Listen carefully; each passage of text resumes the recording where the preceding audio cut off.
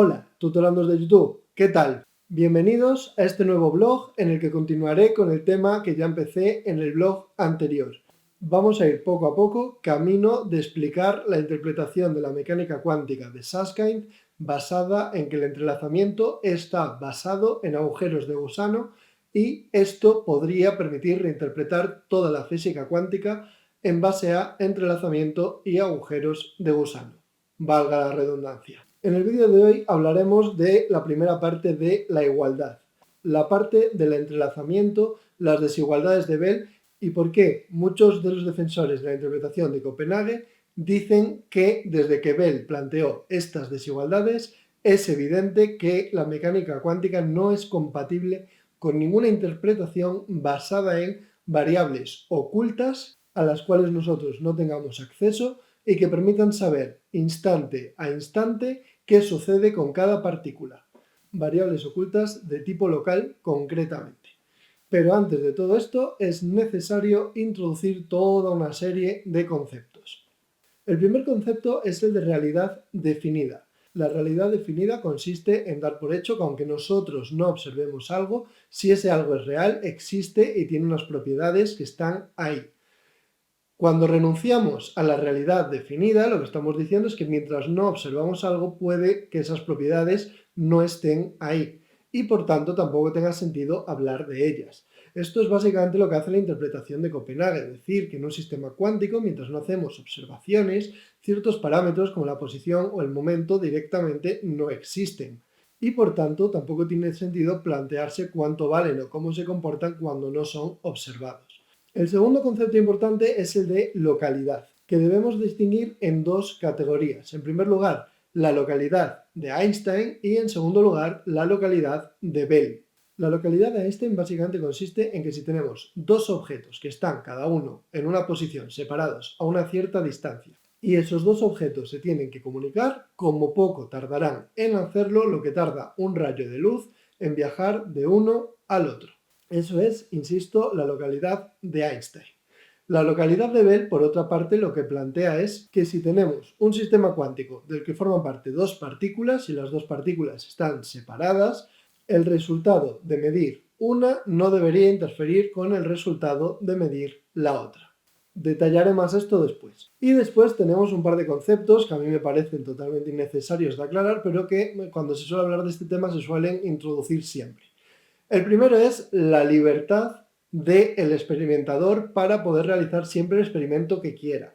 Esto es importante porque una de las formas de atacar a las desigualdades de Bell y sus conclusiones es decir que en todos los experimentos de Bell resulta que los resultados han sido completamente casuales por cómo se ha diseñado el experimento y que realmente no se pueden dar por válidos. Lo cual prácticamente es atentar contra la libertad del observador para diseñar el experimento.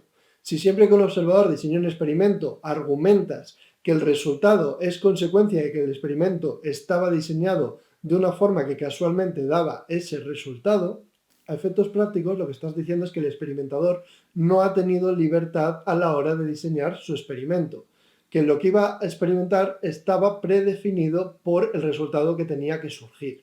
Y esto está relacionado con otra aclaración que a mí me parece innecesaria, que es el tema del superdeterminismo.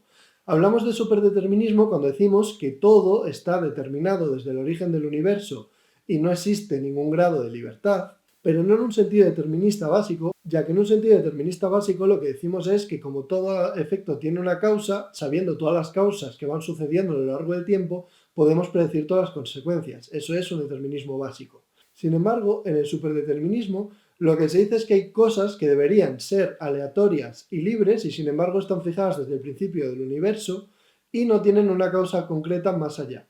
Es decir, dentro de un determinismo básico se defiende que cada cosa que sucede tiene unas consecuencias y da lugar a cosas nuevas, y dentro del superdeterminismo no se defiende que todo lo que sucede sea causa de lo que ha sucedido previamente antes, sino que algunas cosas no tendrían una causa previa clara y esa causa sería el superdeterminismo, que desde el principio del universo estaría fijado que en ese momento sucederían así. Son conceptos demasiado amplios y creo que no procede dedicar más tiempo de este vídeo a eso porque si no al final no voy a hablar de las desigualdades de Bell. Y como en este vídeo quiero hablar de las desigualdades de Bell, voy a dejar de andar por estos derroteros. Entonces, las desigualdades de Bell surgen como una réplica póstuma a Einstein quien previamente había planteado que la mecánica cuántica no tenía sentido porque se cargaba la localidad de Einstein. Si tú tienes en mecánica cuántica dos partículas que están entrelazadas, es decir, que forman parte del mismo sistema cuántico, y tú esas dos partículas las separas a la distancia que te dé la gana, cuando tú midas una y obtengas un resultado, automáticamente sabes lo que la persona que mida la otra partícula va a detectar. En eso consiste básicamente el entrelazamiento. Y lo que Einstein planteaba es que como esta característica es independiente de la distancia a la que están las partículas en cuestión, en particular podría darse este efecto entre partículas que estén tan separadas que no tenga sentido plantearse que haya podido haber una comunicación a la velocidad de la luz.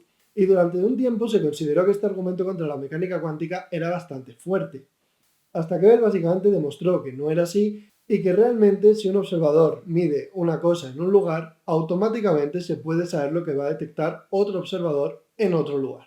Pero claro, para hacer esto no pudieron coger distancias gigantescas y comprobar que esto funcionaba. Se tiene que hacer de una forma mucho más sutil que a efectos prácticos sea equivalente a comprobarlo a distancias muy grandes. Y es que hasta que Bell desarrolló sus desigualdades en los años 60 se pensaba que no había ninguna diferencia entre una descripción copenhaguista de la mecánica cuántica basada en que todo es aleatorio y no se puede predecir con exactitud qué va a suceder hasta que uno observa, y otro modelo en el cual se suponga que hay variables ocultas que están ahí escondidas y que nos impiden saber con exactitud qué es lo que sucede hasta que observamos, pero que si las conociésemos nos permitirían saberlo sin ningún tipo de problema. Lo que Bell hace básicamente es plantear que el segundo enfoque no es viable si las variables ocultas son locales, es decir, si lo que le sucede a una partícula solo depende de su entorno local, y por tanto dicho enfoque debe ser erróneo. Y para demostrar eso, lo único que tuvo que hacer fue encontrar situaciones, un tipo de situaciones, en las cuales, si tú supones que hay unas variables ocultas, los resultados están acotados en ciertos valores, y comprobar que con la mecánica cuántica, sin embargo, en esos casos concretos, las predicciones se escapan del rango de valores que permiten las variables ocultas. Si tú después vas a un experimento y compruebas que las predicciones de la mecánica cuántica son correctas, lo que estás comprobando, a fin de cuentas, es que las variables ocultas tienen que estar mal, dado que en un lugar donde la mecánica cuántica es incompatible con ellas, la mecánica cuántica se lleva la razón. Y los experimentos tipo Bell, porque son técnicamente toda una serie de experimentos que se pueden realizar, pero que todos parten de la misma premisa, de enfrentar variables ocultas a mecánica cuántica, se pueden entender muy bien con un ejemplo de un artículo que os dejaré por aquí abajo en la descripción. Pongamos el siguiente ejemplo. Tenemos dos monedas que sabemos que tienen las mismas características cuánticas. Y estas características las vamos a dividir en tres categorías: el tamaño, el color y el valor. El tamaño, por ejemplo, puede ser grande o pequeño, el color puede ser dorado o plateado y el valor puede ser mucho o poco. Entonces yo cojo estas dos monedas, las dejo en un estado entrelazado y sé que el estado que tienen es exactamente el mismo. Si una es grande, la otra será grande. Si una es dorada, la otra será dorada. Si una es de valor, la otra será de valor también. Y posteriormente yo separo estas monedas sin observarlas y me planteo la siguiente cuestión. Una cuestión que para comprender os recomiendo que miréis este diagrama que voy a dejar por aquí, sacado del artículo que, insisto, os he dejado en el enlace. Pensemos por un momento en la probabilidad de que la moneda sea grande y dorada. Vamos a decir la probabilidad de que se den a la vez las situaciones A y B. Y pensemos por otra parte en la probabilidad de que la moneda sea grande y además tenga valor. Es decir, que se den simultáneamente las condiciones A y C. Existen circunstancias en las que estos dos casos se dan a la vez, es decir, puede suceder que además de ser A igual a B, sea A igual a C. En ese caso concreto, las tres cosas se darían a la vez: la circunstancia A, la circunstancia B y la circunstancia C. Serían grandes, doradas y de valor. Y ahora pensemos en los casos en los que no se da ni la primera circunstancia, que A sea igual a B, y la segunda circunstancia, que A sea igual a C. En estos casos, dado que solo hay dos opciones, o se da o no se da, si A no es igual a B y A no es igual a C, la única opción que nos queda es que B y C sean iguales.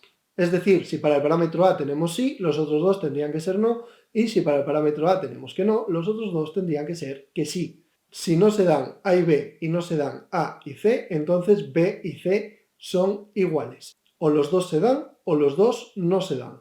Y si miramos el diagrama con el círculo que abarca toda la probabilidad, es decir, la probabilidad 1, se puede ver claramente que si sumamos el caso en el que A es igual a B, el caso en el que A es igual a C y el caso en el que B es igual a C, nos sale algo mayor que 1 porque tenemos todo el círculo más la sección en la que A es igual a B y A es igual a C que aparece dos veces, una debida a la parte A igual a B y otra debida a la parte A igual a C. Entonces, insisto, la probabilidad de que A sea igual a B más la probabilidad de que A sea igual a C más la probabilidad de que B sea igual a C, todo ello tiene que ser siempre estrictamente mayor que 1. Es lo que nos dice la lógica y es lo que nos dicen los llamados diagramas de Venn. Sin embargo, cuando tenemos un sistema cuántico de partículas entrelazadas y hacemos las operaciones, resulta que esas probabilidades pueden ser estrictamente menores que 1, para casos muy concretos que se pueden plantear en un laboratorio. Y resulta que tú vas al laboratorio y efectivamente puedes comprobar que la suma de esas tres probabilidades al hacer observaciones es estrictamente menor que 1. Desde un punto de vista frecuentista, es decir, tú puedes hacer el experimento montones de veces, calcular esas probabilidades y ver que los resultados no coinciden con lo que nos dice nuestra intuición básica basada en diagramas de Venn. Lo que nos está diciendo esto, por tanto, es que algo tan sencillo como un diagrama de Venn no lo podemos aplicar a la mecánica cuántica. Al menos con la regla que acabamos de ver de que esas tres probabilidades sumadas deberían ser siempre mayores que 1. Y por tanto hay dos conclusiones. O no se puede plantear el problema con variables ocultas y con probabilidades normales y corrientes, dado que el resultado no sale, o por el contrario, estas variables ocultas no pueden ser locales. Es decir, tiene que haber la posibilidad de que una partícula afecte a otra de forma efectiva a una velocidad superior a la de la luz. La interpretación de Copenhague básicamente lo que hace es interpretar que esas variables ocultas realmente no existen, que no hay parámetros desconocidos que en caso de conocerlos nos permitan descubrir los resultados. Sin embargo, existe la otra alternativa, que son las variables ocultas no locales. No sería suficiente con conocer el estado local de esa partícula, es decir, saber que la envuelve a una distancia que sea accesible a la velocidad de la luz, sino que habría que poder tener en cuenta cualquier otro fenómeno que pudiera interferir a literalmente cualquier distancia. Y este básicamente fue el gran aporte de Bell, cargarse las teorías de variables ocultas locales. Y la palabra locales, insisto en que es importante, porque no se cargó las variables ocultas no locales. Y nos dejó con dos opciones. O hay variables ocultas no locales, es decir, si uno quiere ser determinista, tiene que asumir que puede haber causabilidad a distancias mayores que las que puede recorrer un rayo de luz en el mismo tiempo, o alternativamente hay que renunciar a ese determinismo y hay que renunciar a esa realidad definida, aceptando que todo es aleatorio y que hay parámetros que no existen mientras no son observados. Las otras alternativas, como decía al principio, serían un superdeterminismo, que todo aquello que no esté determinado por las leyes físicas esté determinado por algún motivo desconocido desde el principio del universo, y la otra, que nosotros, los observadores, cuando hemos hecho estos experimentos, los hemos hecho de tal forma que por pura casualidad y sin que pudiésemos hacer el experimento de otra forma, hemos obtenido esos resultados que parecen atentar contra las variables ocultas locales. Y de hecho cada vez se plantean experimentos más refinados para estar seguros de que esa libertad realmente existe. Pero vamos, no creo que tenga sentido plantearse o dudar si realmente cuando hacemos un experimento somos libres o el experimento que vamos a hacer y la forma en la que vamos a hacerlo está predeterminada y no tenemos libertad para hacerlo de otra forma, en ninguna de las distintas opciones que se podrían dar.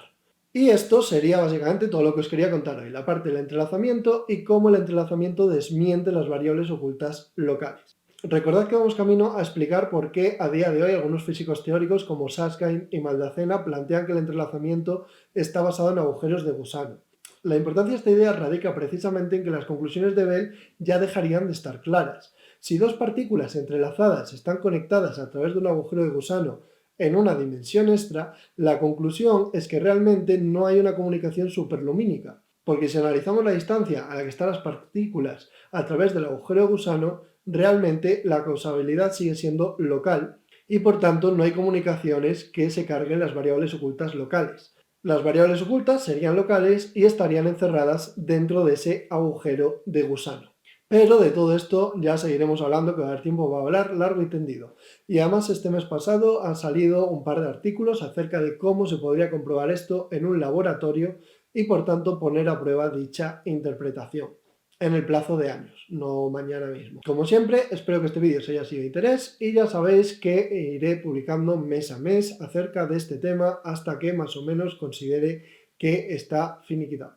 Salvo que salga alguna noticia especial que merezca comentarse y hacer una pausa en esta serie de vlogs. ¡Hasta luego!